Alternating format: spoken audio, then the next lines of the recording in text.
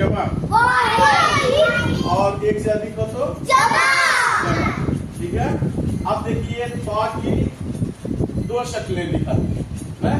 देखिए दो शक्लें हैं, उसी तरीके से ये क्या पढ़ेंगे, क्या पढ़ेंगे, ये क्या पढ़ेंगे,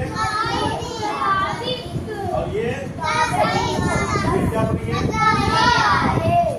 ये क्या पढ़ेंगे, तोते की।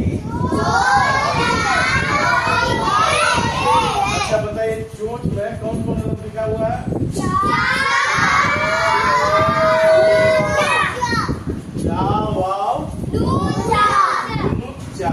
तो आप देख लिए कि और क्या है, इन दोनों में फर्क क्या है, के ऊपर नुक्ता नहीं होता और स्वा के ऊपर क्या नुक्ता है, ये नुक्ता। ठीक है। और वो दो तरीके से लिखाता है, क्या है, एक तो शुरू में आएगा तो इस तरीके से लिखाएगा, और ये क्या आएगा, बीच में आएगा। ये बीच में देख रहे हैं आप, उसी तरीके से बीच में स्वा देख रहे हैं, समझ गया, पहचान रहे हैं ना। हाँ, आप याद रहना चाहिए।